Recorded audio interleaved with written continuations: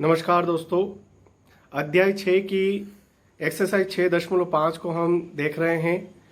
इस एक्सरसाइज को करने से पूर्व प्रमेय 6.7 का कथन है कि यदि किसी समकोण त्रिभुज के समकोण वाले शीर्ष से कर्ण पर लंब डाला जाए तो इस लंब के दोनों ओर बने त्रिभुज संपूर्ण त्रिभुज के समरूप होते हैं तथा परस्पर दोनों त्रिभुज भी समरूप होते हैं। इसे आप याद करेंगे। प्रश्न प्रमेय 6.8 एक समकोण त्रिभुज में कर्ण का वर्ग शेष दो भुजाओं के वर्गों के योग के बराबर होता है। यह पाइथागोरस प्रमेय कहलाती है। इस प्रमेय को आप अच्छे से याद करेंगे, इसके कथन को याद करेंगे, इसे हम हल करेंगे।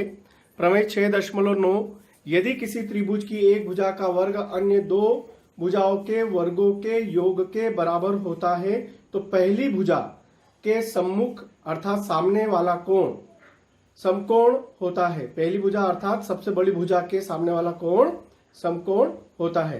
ये कथन पाइथागोरस प्रमेय का विलोम है।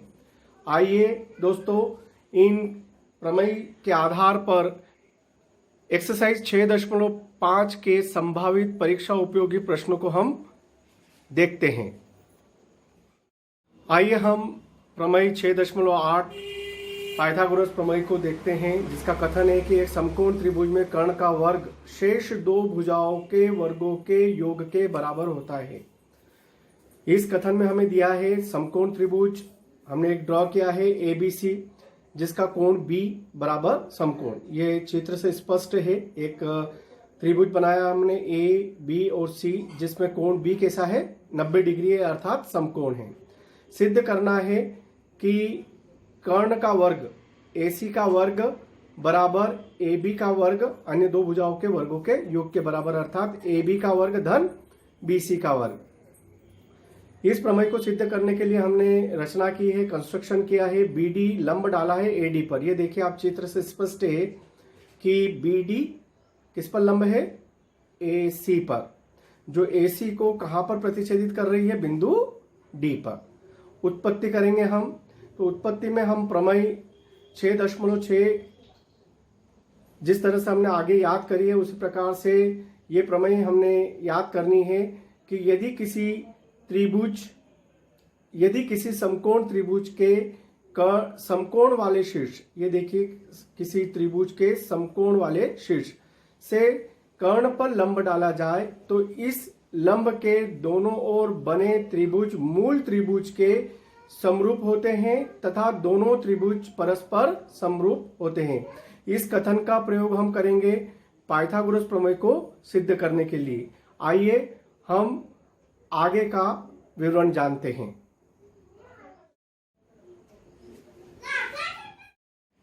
ये देखिए, हमने इस प्रमेय के आधार पर त्रिभुज A, B और D को समरूप किसके माना, मूल त्रिभुज ABC के।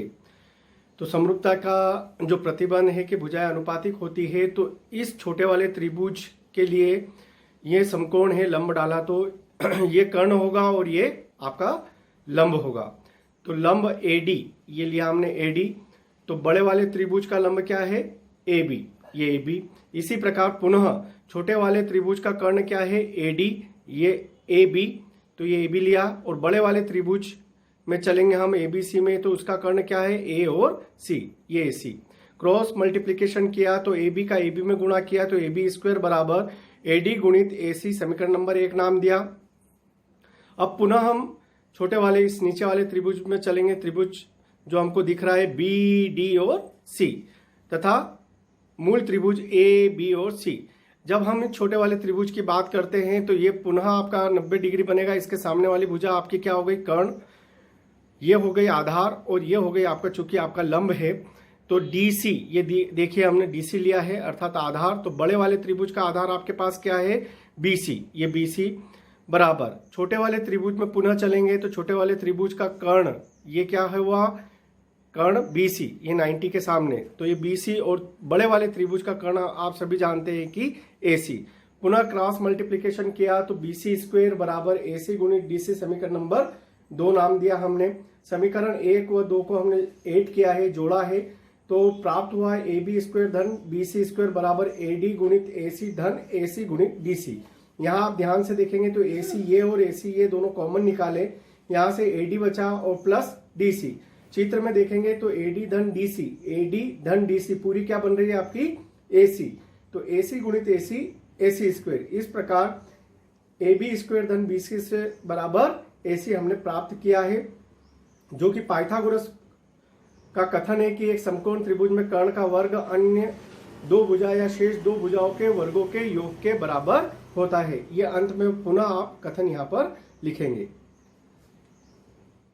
6.5 का प्रथम सवाल ले रहे हैं हम। पहले का पहला प्रश्न में कहा गया है कि क्या भुजाएं 7, 24, 25 सेंटीमीटर सभी की इकाई सेंटीमीटर है समकोण त्रिभुज निर्मित करती है, और यदि करती है तो कर्ण की लंबाई बताइए।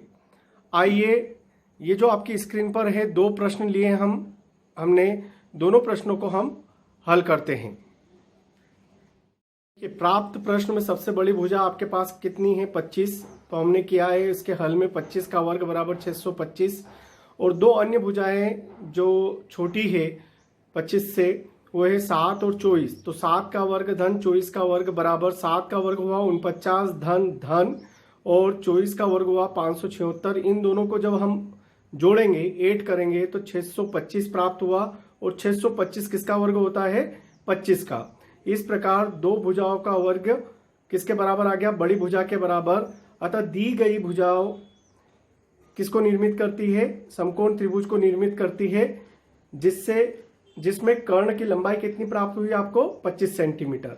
इसी क्रम में हमने पहले प्रश्न क्रमांक पहले के दूसरे को लिया है, जिसमें भुजाएं आपको 3, 8 और 6 दे रखी है। इन 3, 8, 6 में सबसे बड़ी भुजा हमारे पास है 8 का वर्ग 64। फिर 2 अन्य भुजाएं जो छोटी है उनको लिया हमने, तो 3 का वर्ग धन 6 का वर्ग, 3 का वर्ग 9 प्राप्त हुआ, प्लस 6 का वर्ग 36। दोनों का एडिशन किया, जोड़ा हमने तो 44, जो कि 8 के वर्ग के बराबर नहीं है। अतः दी गई भुजाएं समकोण त्रिभुज को निर्मित नहीं करती है। इसी क्रम में जो पाठ्य पुस्तक में अन्य प्रश्न दिए हैं छात्र स्वयं हल करेंगे। हमारे पास 2 प्रश्न हमने लिए हैं, आपकी स्क्रीन पर दिखलाई दे रहे होंगे। प्रश्न क्रमांक 4, जिसमें त्रिभुज ABC एक समद्विबाहु त्रिभुज है जिसका कोण C समकोण है, और सिद्ध हमें करना है AB का वर्ग बराबर 2AC स्क्वायर। और इसी से मिलता जुलता प्रश्न है आपका 5वां, जिसमें त्रिभुज ABC एक समद्विबाहु त्रिभुज है जिसमें AC बराबर BC। यदि AB स्क्वायर बराबर 2AC स्क्वायर है तो सिद्ध करो कि त्रिभुज ABC समकोण है। ये प्रश्न और ये दोनों प्रश्न एक दूसरे के विलोम है, इसलिए हमने इन दोनों को एक साथ लिया है और परीक्षा की दृष्टि से बहुत उपयोगी है। आइए इन दोनों प्रश्नों को हम हल करते हैं। ये आपकी स्क्रीन पर प्रश्न क्रमांक 4 तथा 5 दोनों के हल प्रस्तुत है। जिसमें प्रश्न क्रमांक 4 के हल को देखते हैं तो प्रश्न में जो कहा गया है उसको लिया है हमने। यहाँ एंगल C बराबर 90 डिग्री तथा त्रिभुज ABC समद्विबाहु त्रिभुज है जिसमें समद्वि है अर्थात 2 भुजा बराबर है। तो चित्र से स्पष्ट है कि AC किसके बराबर है BC के, और कोण C समकोण है। इसको समीकरण नंबर 1 नाम दिया हमने। सिद्ध जो हमको करना है वो AB स्क्वायर बराबर 2AC स्क्वायर है, ये सिद्ध करना है हमें। समकोण त्रिभुज ABC में पाइथागोरस प्रमेय से आप इसको पूरा लिखेंगे। तो पाइथागोरस प्रमेय इसमें लगाई हमने ABC में, तो यहाँ पर समकोण के सामने वाली भुजा AB है, तो AB का वर्ग बराबर अन्य 2 भुजाओं के वर्गों का योग। तो अन्य 2 भुजा आपके पास है AC तथा BC के वर्गों का योग। AB स्क्वायर बराबर AC। अब समीकरण नंबर 1 से स्पष्ट है कि AC किसके बराबर है BC के। तो यहां पर हमने BC बराबर कितना लिखा है AC, अर्थात AC स्क्वायर धन AC स्क्वायर बराबर कितना प्राप्त हो गया 2AC स्क्वायर। इस प्रकार जो हमें सिद्ध करना था वो हमने प्राप्त कर लिया है कि AB स्क्वायर बराबर 2AC स्क्वायर। आइए अब हम प्रश्न क्रमांक 5 के हल को देखते हैं। तो आप प्रश्न से स्पष्ट है कि हमें जो दिया गया है वो AC बराबर BC है, ये हमने लिखा है। इसको समीकरण नंबर 1 नाम दिया है हमने। सिद्ध करना है कि त्रिभुज ABC समकोण है।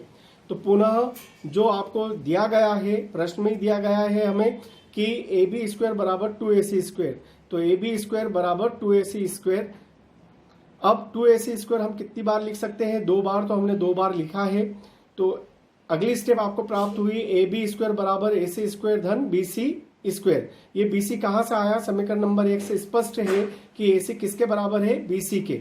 अर्थात सबसे बड़ी भुजा का योग अन्य दो भुजाओं के वर्गों के योग के बराबर होता है। तो बड़ी भुजा के सामने का कोण समकोण होता है। इस प्रकार त्रिभुज एबीसी समकोण हुआ और जिसमें कोण सी समकोण है। ये परीक्षा उपयोगी बहुत इंपॉर्टेंट प्रश्न है। ये दोनों प्रश्न एक दूसरे के विलोम है, इसलिए आपकी स्क्रीन पर हमने इन दोनों को एक साथ हल करने का प्रयास किया है। छात्र से यही अपेक्षा है कि इन दोनों प्रश्नों को वीडियो को रोक रोक के अच्छे से समझेंगे। आइए अब हम इस अध्याय की इस प्रश्नवाली के अंतिम चरण में प्रवेश करते हैं और अगला प्रश्न देखते हैं। प्रश्न की हल की कड़ी में हम प्रश्न क्रमांक 6 पे जा रहे हैं। प्रश्नवाली 6.5 के इसमें इस प्रश्न में कहा गया है कि एक समबाहु त्रिभुज एबीसी की भुजा 2 है, उसके प्रत्येक शीर्ष की लंबाई ज्ञात कीजिए। तो हमने एक समबाहु त्रिभुज बनाया है। समबाहु त्रिभुज की परिभाषा से आप सभी विदित होंगे कि तीनों भुजाएं कैसी होती है? उसकी बराबर होती है। तो यहाँ पर इसके शीर्ष ए से लंब बीसी पर एडी है, बी शीर्ष से एसी पर लंब बीई है और शीर्ष सी से ए बी पर लंब डी सी एफ है। ये प्रश्न वर्ष 2020 की वार्षिक परीक्षा में सम्मिलित किया गया है, अतः यह बहुत उपयोगी प्रश्न की श्रेणी में आता है। आइए इस प्रश्न के हल को हम देखते हैं। आइए हम चित्र को पुनः एक बार देख लेते हैं। ए बी सी एक समबाहु त्रिभुज है और यह स्पष्ट लिखा है कि हम जानते हैं कि समबाहु त्रिभुज के शीर्ष लंब परस्पर बराबर या समान होते हैं तथा सम्मुख भुजा को समद्विभाजित करते हैं। तो ये जो शीर्ष लंब है एडी समबाहु त्रिभुज का बीसी को 2 बराबर भागों में बांट रहा है। तो बीसी की कुल जो लंबाई उन्होंने दी है हमें 2a दी है, तो हाफ करेंगे अर्थात आधी, तो ये a हुई। तो यहाँ पर स्पष्ट हमने लिखा है कि इसलिए BD बराबर DC बराबर a, BD बराबर DC बराबर a। चलिए अब हम जो समबाहु त्रिभुज का एक भाग है जिससे शीर्ष लंब से ये 2 समकोण त्रिभुजों में विभक्त हुआ है, तो आप ये देखें चित्र से स्पष्ट है। समकोण त्रिभुज ADB में हमने लिखा है पाइथागोरस प्रमेय से, ये आप पूरा लिखेंगे पाइथागोरस प्रमेय से, कर्ण का वर्ग अर्थात AB का वर्ग बराबर अन्य दो भुजाओं के वर्गों का योग अर्थात AD का वर्ग धन BD का वर्ग। ये AB का मान चित्र से स्पष्ट है कितना है? 2a। तो 2a का वर्ग बराबर AD हमें ज्ञात करना है, शीर्ष लंब धन BD कितना प्राप्त है हमारे पास? a। तो यहाँ हमने a² लिखा है, पक्षांतर किया हमने 2a का वर्ग किया तो ये हुआ आपके पास 4a² और a का पक्षांतर इधर किया तो a²। AD हमें ज्ञात करना है।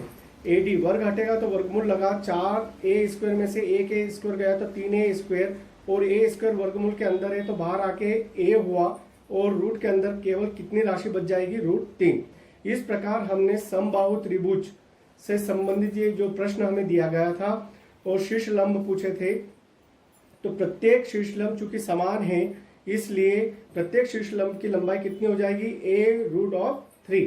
इस प्रकार हमने अध्याय 6 से संबंधित प्रश्न वाली 6.5 को पूर्ण किया है और आशा है कि छात्र इन वीडियो में दिए गए प्रश्नों को बहुत अच्छे से सीख लेंगे। धन्यवाद।